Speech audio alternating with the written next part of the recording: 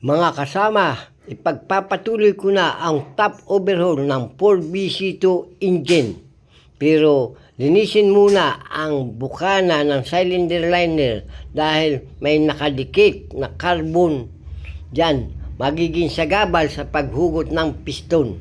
Pagkatapos malinis, punasan ng langis ang bukana ng liner para madaling hugutin ang piston. Piston number 1 at piston number 4 ang huhugutin muna.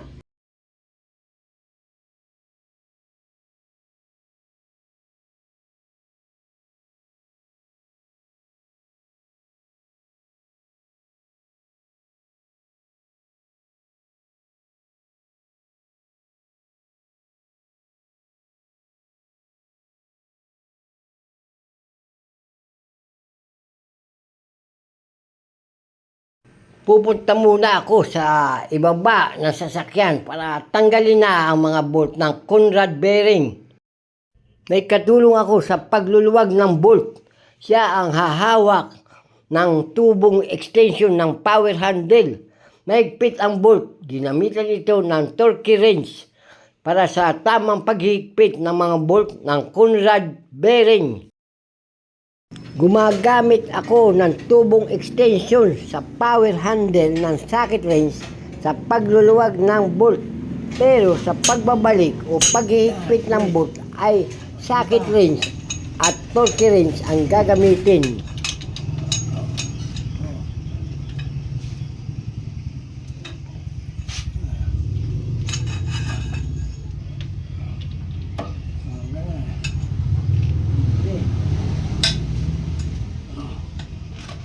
Sige.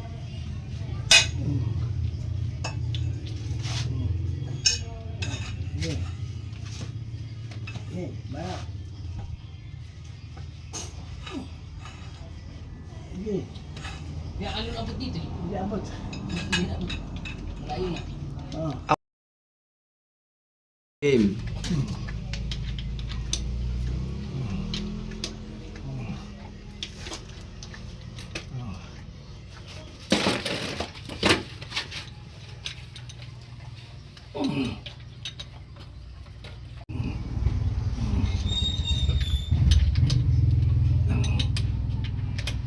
O yan, maluwag na.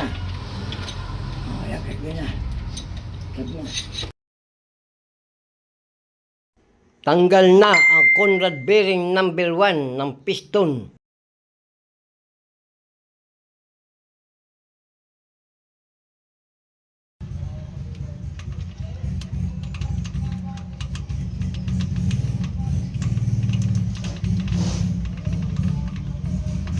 Tanggal na rin ang Conrad bearing number 4 ng piston.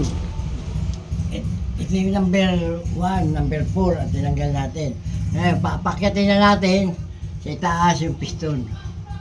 Buka na. You. Pakyat. Oh. Nakakyat. Iangat to. Yeah. Oh, Sige pa. oh, Sige pa. Konti na lang. Yan, tama na. okay na, nakita. Oh. Oh. Puro lumampas na. Basta, sige, ito sa. Patayin ko na. Oh, Sige pa. Di ba? Di ba? Yan. Game, tama na. hindi makuha.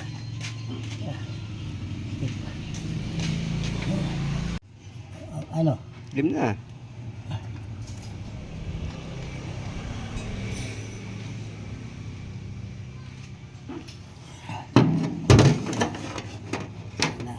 Yun lang, yun lang. Dito lang muna natin.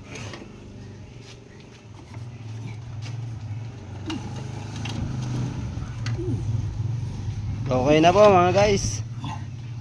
Okay na mga guys. Nabulot na. So, salita mo na, Chong. Ito, pakita mo. Bunot na lahat. Itutuloy na natin ang pagbunot ng piston. Nagpahinga lang sandali si Wonder Lulu kasi napagod. Ngayon, tuloy na natin ang pagbunot ng piston. nabunot na ang number 1 at number 4 piston. Ang number 2 at number 3 piston na Ngayon, lang ang bubunutin Siyempre, natin tataas natin ngayon. yung piston. Kailangan nating linisin to. Nilinis ko na ito. Lalagyan natin ito ng langis para dumula sa umakyat siya sa itaas para walang sagabal. Kasi kung may dumi yan, sagabal yan, hindi yan makakaakyat sa taas. Ngayon, ayan natin nililinis yung dito, yung bukana, kasi ang piston dito lang yan at hanggang dito lang yan, hanggang dyan lang. Hindi naman yan sagad na aakyat yan eh. Pag tumatakbo yan, kaya yung dito bukana, madumi. Kaya kung hindi mo lilinisin yan, hindi makakaakyat ang piston dahil may mga dumi. Ngayon, pagkalinis mo, pupunasan mo na ng langis para madali siyang makaakyat sa itaas. Oh. Tatanggalin natin yung bolt ng number 2 and 3 para maiakyat na natin. Punta muna ako dito sa ibaba.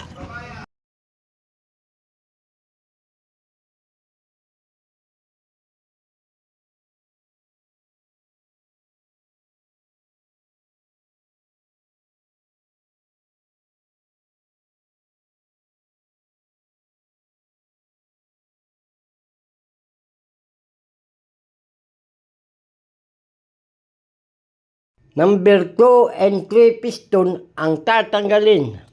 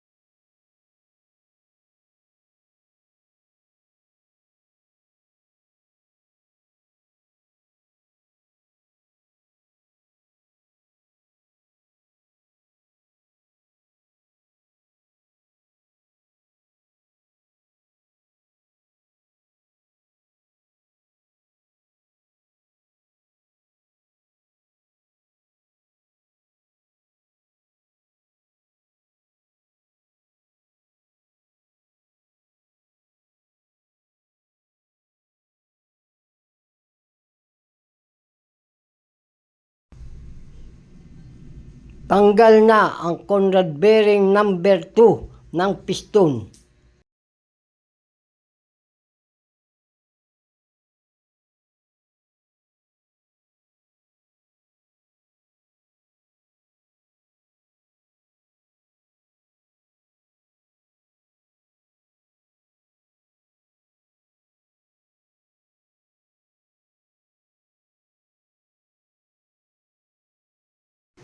Tanggal na ang Conrad bearing number 3 ng piston.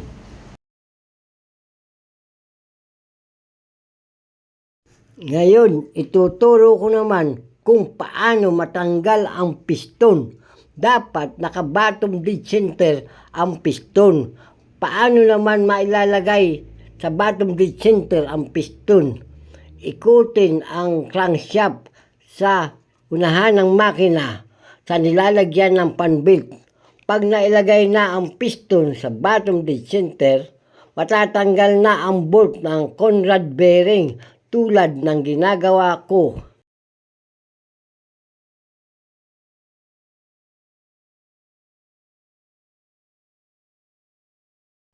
Mahuhugot na ang piston. Gagamitan ng kahoy para itulak pataas ang dulo ng connecting rod. Kahoy ang gagamitin para hindi magkatama o magasgas ang dulo ng connecting rod. Ito yung crankshaft. Yan, kung tawagin sa Tagalog, sigunyal. Di ba? Di ba? O ano, umakyat na. Sige pa, taas mo pa. Ano, itaas ko pa. Ulit. Sige pa, taas mo pa. Itataas ko na ang number 2. Sige pa.